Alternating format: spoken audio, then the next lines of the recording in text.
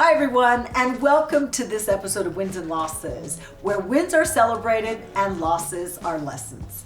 I'm your host, Rene Syler, and I wanted to do the show because I think in the entrepreneurial journey, a lot of people talk about great success, but we don't talk about the losses so much, and so we're going to do just that. And to help me do that, I have two friends here, Earleena Fatosa and Brittany and Cole. Welcome, ladies.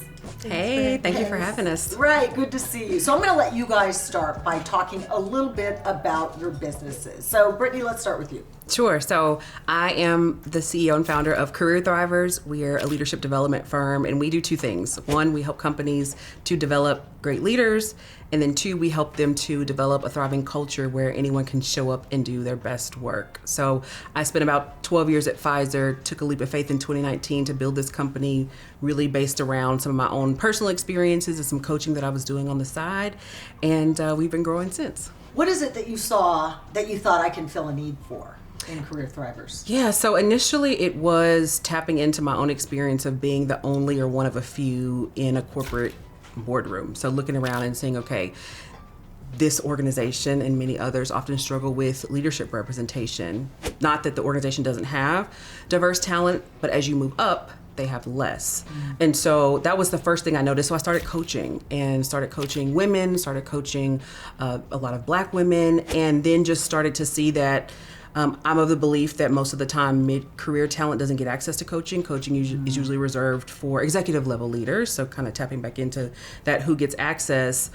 So I was serving a need there, but then I started to see, well, you can really only coach someone so far if they aren't in a culture where they can thrive. So I saw an opportunity to not only do work directly with talent in terms of their own career leadership development journey, but also working with the company to say, what does it look like to transform this organizational culture or to elevate it so that anyone can show up here and do their best work. And we believe that starts with great leaders.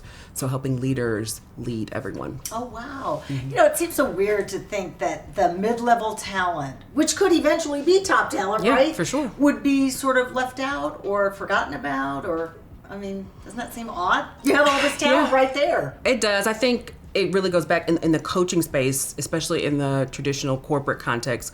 Coaching is either on one of two ends of the spectrum. So it's either you're on a PIP or a performance improvement plan. You need to be quote unquote coached up. So you get assigned a coach. That's how coaching gets a negative connotation within those settings. Or you're a more senior leader and you get access to executive coaching. So I remember stumbling on coaching when I was at Pfizer. I was a marketer there. Literally just a hallway conversation, talking to a team member. Oh, I just got out of a coaching session with so-and-so. When's your coaching session? I'm like, wait, we get offered coaching? I didn't realize that. Yeah, and I signed up and I'm like, wow, I didn't even realize this resource was here. But also, if I wasn't in that seat, I would have never gotten access to it. And so oftentimes in your traditional kind of Fortune 500 company, the middle of the organization where most of the diverse talent has never experienced career leadership coaching. So the question became, what does it look like to not just provide coaching one-on-one, but how can you build a company that creates more access to coaching, more access to tailored learning and development so this talent moves up and they don't leave? Wow, fascinating. All right, so Earleena, tell me about your business. Absolutely. So I am the founder and CEO of Fatosa Marketing. We are a done-for-you organic social media agency, and we specialize in working primarily with Black women entrepreneurs, CEOs, small business owners. A majority of our clients have under 14 employees, and they're around the 7-figure mark. Wow, yeah. Really? And how did you get into that? What's that origin story? So interestingly enough, I started a different business called Plus Size Fitness Specialist. And after just little under a month, or a little over a month of starting that business, I got national coverage. I was asked to speak at all these different conferences and things just because I was posting on Instagram and Facebook on a regular basis.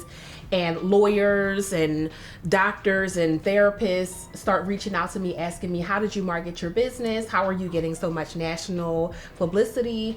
And pretty much they asked me to help them out on social media. And then years after that, I went and got a master's degree in marketing, and here I am today. Back at the beginning, when people started coming to you and asking you about, can you help me? How do you, is it hard to figure out what I'm going to charge, or what's the price? Or I feel like for women that might be a bit of a difficult thing, trying to pinpoint what your worth is. Absolutely. It was very difficult for me figuring out what to charge. In fact, what I did was, I was taught to do market research. Unfortunately, what I did was I compared my business to businesses that had much more team, much more resources than I had. And so I was looking at companies like $99 social and $100 social and all these different things. And so when I first started my company, I was charging $100 a month for social media. And I had no idea while I was struggling to get to where I wanted to be in business. And today our packages start at $30,000. Packages start Yes. at $30,000, from Yes. $100 to $30,000. Yes. And what happened in between that? Because that's a pretty big jump. So what happened? Well, you know what happened was coaching for me. It was coaching. You talked about coaching and having access to coaching. And for me, it was understanding, number one, to recognize my value, my worth. Not only did I have a master's degree and multiple certifications in digital marketing, I'm also currently doing a digital marketing certification at Harvard University. But what I began to do is I began to expose myself to people who were making more, because I believe when you expose yourself to more, then you can begin to expect more. When I was charging $100 a month for social media, I didn't expect for people to pay me more. Wow. Does this story sound familiar to you, Brittany? Oh, Like in absolutely. some of the people? Yeah. What is it?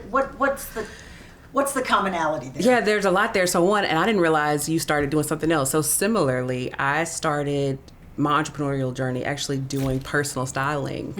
So that business is what shifted into coaching. So I was helping women with their look. I've always loved fashion. I'm like, well, I would love to be a fashion designer maybe one day, but I don't see that right now. But I'm like, I love, I know what it looks like to put a good look together. And then it was through those conversations that the conversation shifted from, which color looks best on me to, hey, while you're here, can you take a look at my resume? Or, hey, I know you work for Pfizer. What do you think about this? I've got this upcoming conversation with my manager. So it's just interesting to hear how your business can transition. But pricing is huge. So pricing is very much a positioning strategy when it comes to the B2B side of business. And you can literally lowball yourself out of closing a deal, which I didn't have perspective on until, similar to what you said, coaching is a game changer, and exposure to people that are far beyond you, and having that level of transparency to get under the hood, and for people to be honest with you about talking about numbers. And I think so often you mentioned women, Rene,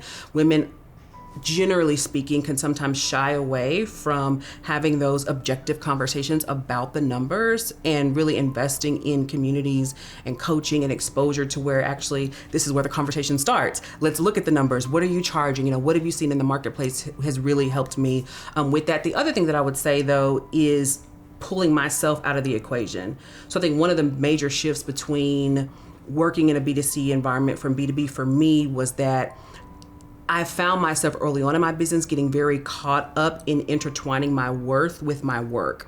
And I don't think that's only a phenomena in corporate. That happens often in corporate, where you get into this almost like identity kind of loophole of trying to prove your worth through the work that you're doing. But I also think it's a slippery slope in entrepreneurship, especially when you're not separating the service that you're providing from you as an individual. Wow. So I think there was a lot of that personal development, really. And I think second to marriage, entrepreneurship is the ultimate personal development journey, where it's okay, I am my biggest struggle in terms of recognizing that I'm not charging what I believe I'm worth, because my worth is priceless, but I am going to charge what's worth my time, or I'm going to charge what's worth the transformation that this product or service is providing. So really stepping into, even if you have a service, productizing the service and saying, hey, this is what this service is valued at, and so I'm going to charge this, and not being afraid to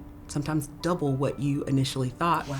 And that is so good that you say that, because one of the struggles I had in the business was actually separating myself from the business, right? And so knowing that the business employs me and the business is responsible to make sure, right, when we're in corporate, the business is, making sure you have health insurance and it's making sure you have time off and vacation and making sure that you have sick leave and all those different things. And so I was pricing myself, thinking about myself and not thinking about the fact that this business has to be worthy enough to hire me, or I can go somewhere else and get a job, right? And so that actually changed my entire perspective about how I price, because now when I looked at the marketplace and saw that, well, if I want to hire talent, right? And I want to hire excellent talent, I need to be able to pay that talent. And I definitely can't pay talent if I'm charging lawyers, right? Because I charge lawyers $100 a month. And so for some business owners, when they get started, they're like, oh, I need to change my target audience. Well, I didn't need to change my target audience. I changed my pricing, and the same target I had began to pay me $30,000 for our packages. Because I'm listening to you guys talk about money, and I'm thinking about the times that I've had to quote a price for somebody.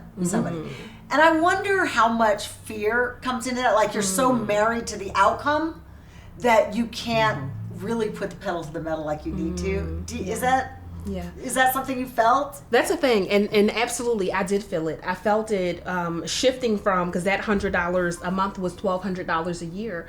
And so shifting from $1,200 a year to that $30,000 a year per customer, it definitely was a shift. It was like, how do you go from, doing that to say, hey, now it's $30,000 to a customer who may have paid you $1,200 the previous year. It's definitely one of those things where it's like, you know what, I gotta do some box breathing, I gotta figure it out. But whatever the case is, we need a team. And first of all, this business got to be able to pay me. By the way, just being exposed to more and expecting more, I began to look at people that were in the masterminds I'm in, and they're doing multiple seven figures in their business. I start looking at organizations, women's organizations in the US that had a threshold that you can't even enter this organization without having a seven-figure business. And so it's just like, I was cutting myself out of all of these different opportunities just because my rates were not enough to actually sustain me as a business owner. And one of the things I learned is that the average Black woman makes $24,000 in an entire year.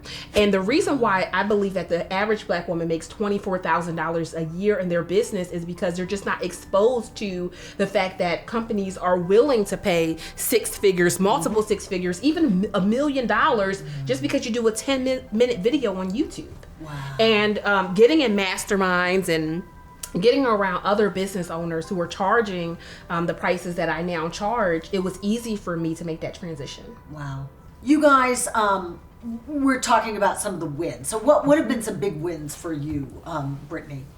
Yeah, well, I'll dovetail on the question that you asked, because it made me think about disconnecting from the outcomes.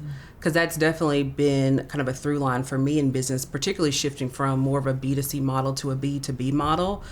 I've learned just in surrendering to the discovery call process with an executive buyer that if I would have gone into the call, pitching what I thought the client wanted, I would have lowballed myself out of a bigger deal. So I would say one big win that comes to mind was really my first multiple six-figure deal that came on the heels of a unpaid ERG Black History Month panel. And I emphasize that because for any professional speakers that are listening in, they know sometimes ERGs don't have the biggest budget.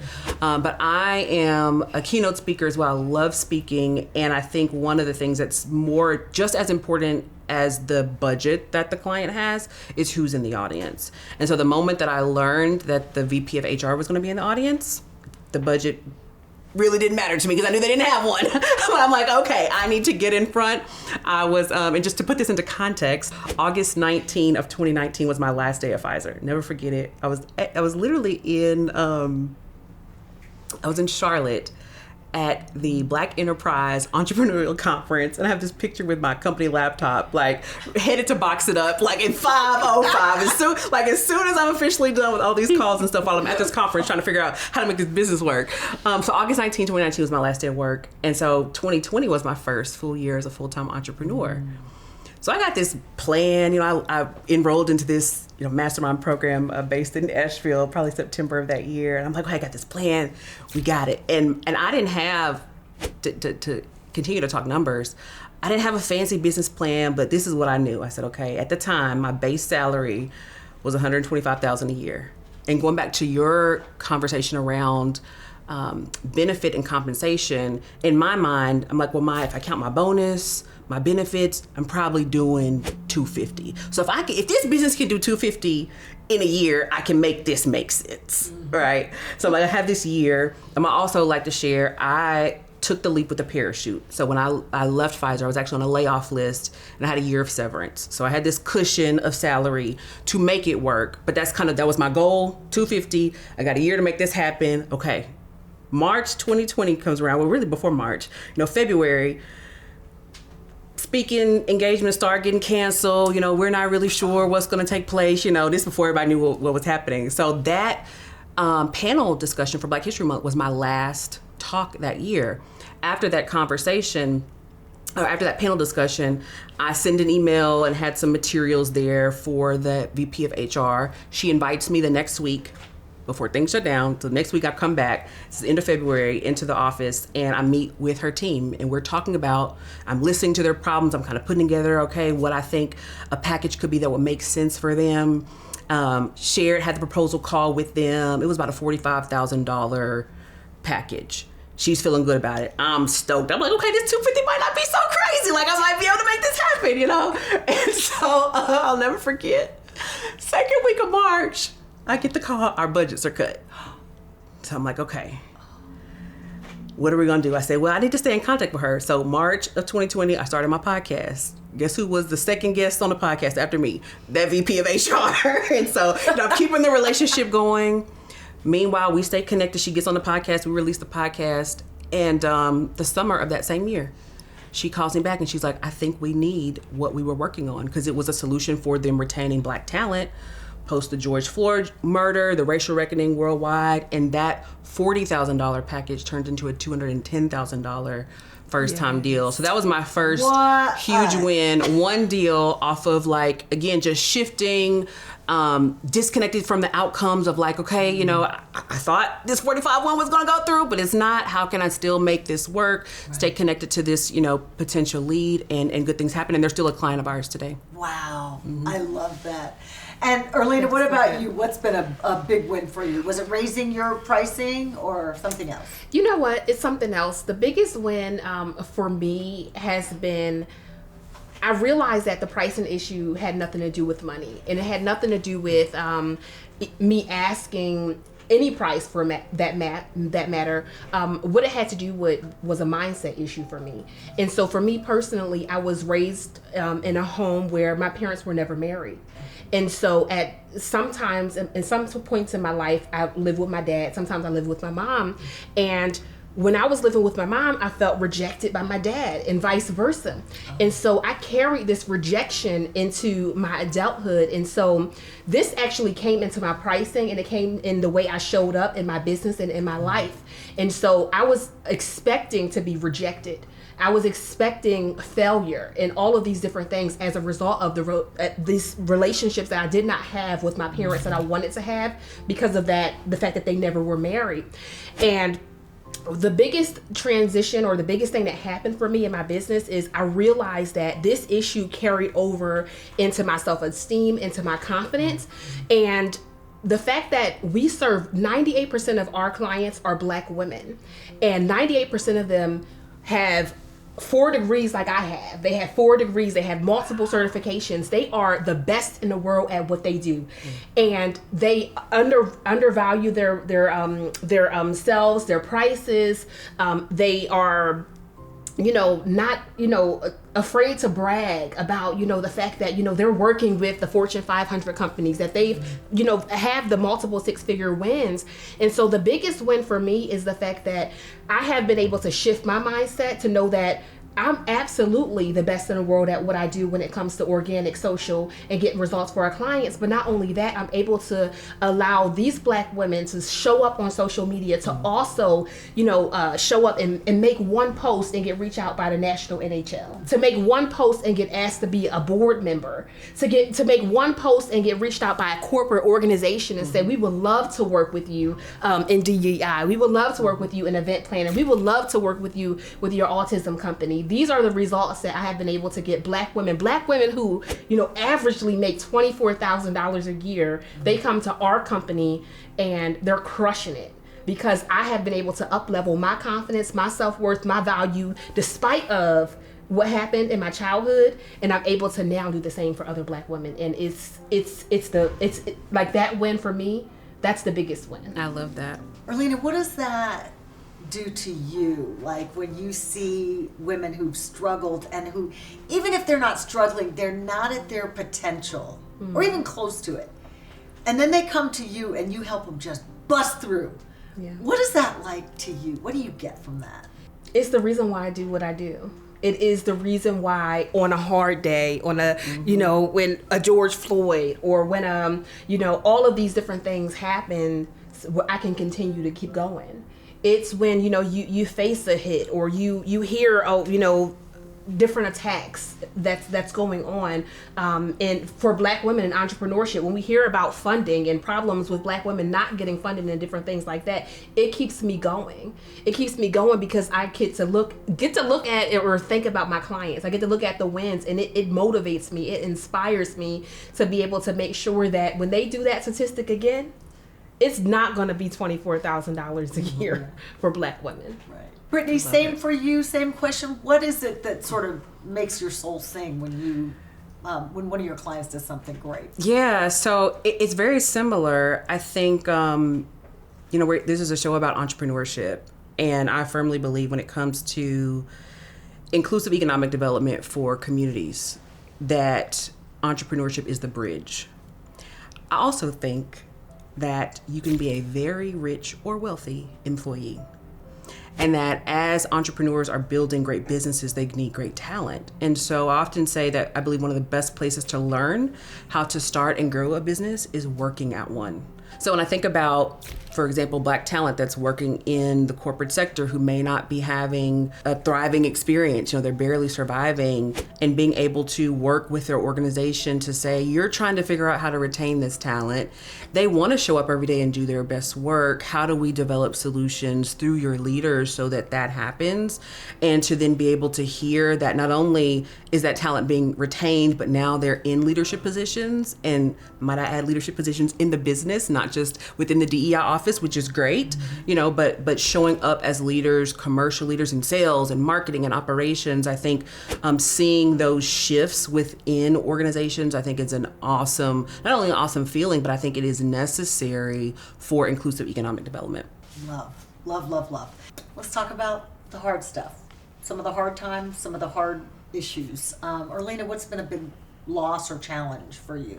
One of the big losses in charge, definitely lost millions, undercharging.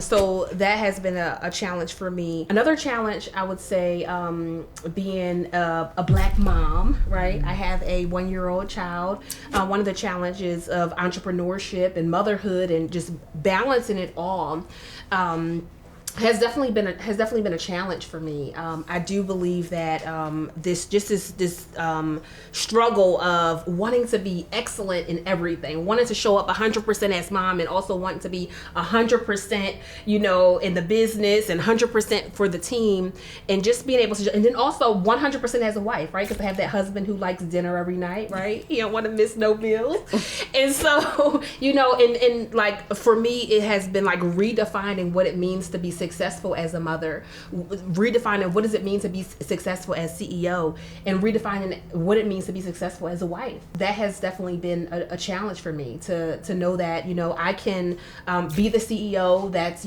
pushing this business to greatness, and my son can have the nanny on the vacation with us. I don't have to cook all the meals, yes. Right? I don't have to clean the house all the time. I can have someone to come in and clean it for me. And he's one, he could pick up socks. Come on now. Come on. Get him folding on the laundry. Earleena, have you been able to forgive yourself for the years that you undercharged? I think I have, and one of the things I did is at the beginning of this year, I actually did a program called 24K Offers for Black women, and it was a free program that I created for Black women.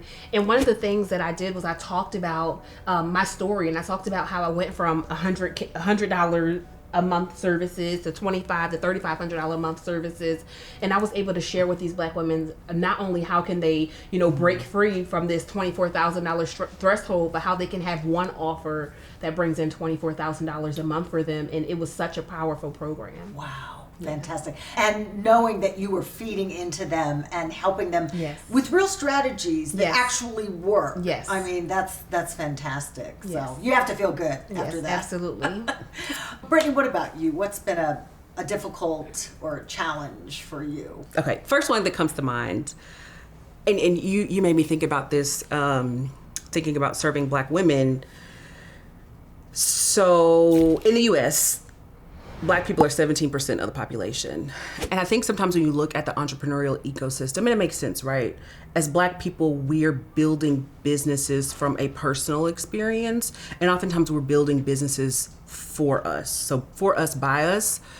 And I think that is phenomenal. I also sometimes wonder,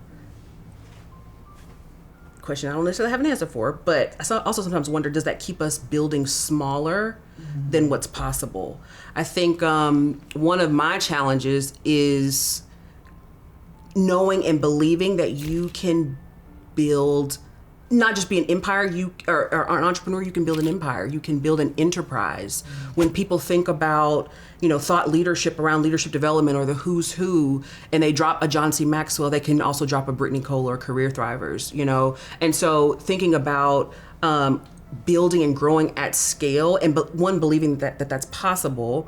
But I think the other piece of that's a present challenge is building tailored programs and offerings, particularly in the service space, that are also scalable. So what aspects of that product are repeatable in a way where you're not always starting from square one to personalize it for this client. It's one of our major differentiators when it comes to instructional design. It's like, hey, we'll white label this for you. It'll say your company's name.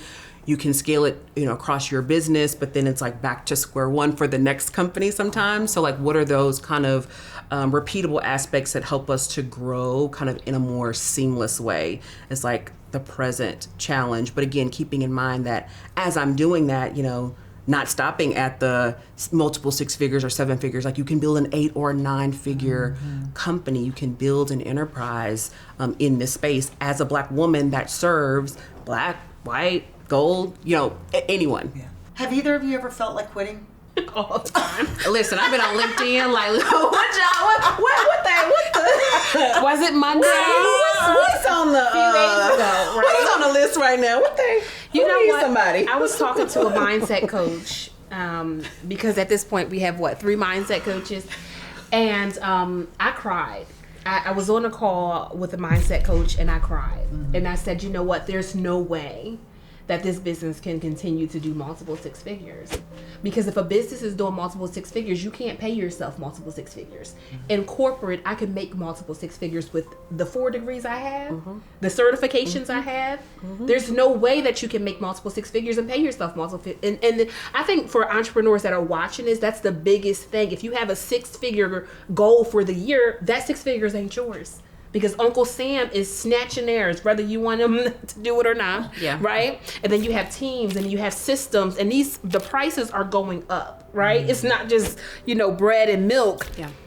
It's all these systems that we're using, these email platforms, these CRMs. It's getting ridiculous. And so one of the things is like the 7 figures is really the floor. You guys, as we just wrap up here, first of all, thank you. But I want to know what the TSP community has meant for you in terms of mind shift, in terms of just getting to where you are right now and where you're going. Earleena, what's TSP meant to you, and Ronnie and Lamar? Absolutely everything, right? Absolutely everything. For me, I am the person that I just want to, I ideate. I have ideas, and oh my goodness, how can I make $1 million this month? How can I do 3 million this year and 10 million this year? And I'm calling the girlfriends, and they just like, girl, what are you talking about? Okay, they working a job making $60,000. When we going on vacation? Like, what are you? Yes, girl. Like, did you get you getting your hair braided? Like, what's up with the locks? Like, what's up with the kid? Right? And so, what TSP, Lamar and Ronnie has been is they have given me a community of individuals that they get me. When I say, hey, like listen, like this, we need to do this $1 million launch. Like, what's up with this 7-figure launch? It's not French, right? Sometimes when you're speaking with the husband, he just like, what are you lady? Like, ma'am. Not today. Like, I'm cybersecurity, you marketing, you entrepreneurship. It's like church and state, right? Like we not having that conversation. And so within the mastermind, what you're able to do is such a beautiful place where it is home. You're seen, you're heard. You are no longer the elephant in a room, right? You're no longer because here's the thing. One of the things for me, and I'm sure you can say it for you, is that when it comes to the individuals that you surround yourself with, when it comes to family members and different things like that, sometimes, for me personally, my family, I have the most degrees in my family. Right, I'm the entrepreneur in my family. Like, I'm the person that everybody want to borrow, and give it back whenever they want to give it back. Right, like I'm the person that they come to. But it's the same thing. It's the same thing for everyone who's in the mastermind for me. And so TSP has been that for me. It has been that mindset shift for me. It has been that bounce off the strategy for me. It has been, this is a good idea. You should go ahead and you should pursue it. You're not dreaming too big, right? Mm-hmm. That type of thing. Because when you are an eagle, sharing your vision amongst chickens, they will keep you below, right? Yeah. But when you're in a space, the view just ain't the same. The eagles and the chickens. What Bishop TDJ say? Giraffes and turtles. Yeah. I like eagles and that chickens. What he said? Okay, I love it. I'm gonna add that to the repertoire.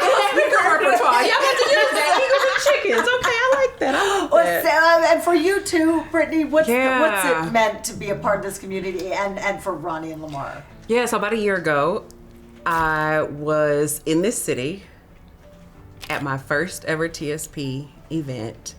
And I drove to Atlanta from Nashville, Tennessee, and I told myself, okay, I know what this is. You wasn't going to join. I know what this is. I've been to this. I've hosted. Not this, because this is a whole different level. But I know what this is. And what I'm not doing is joining anything. I don't care. I'm literally driving, having this pep talk early, like, I'm not joining anything. My mentor spoke here. Like, I know what goes down. I'm not joining.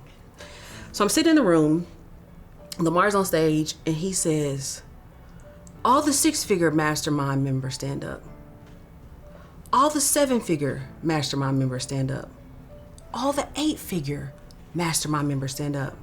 Rene, I have never been in a room with that many 6, 7, and 8-figure Black entrepreneurs. I said, oh, I'm joining. I don't know what they got going, but I'm joining. And so when people ask me, like, what is TSP?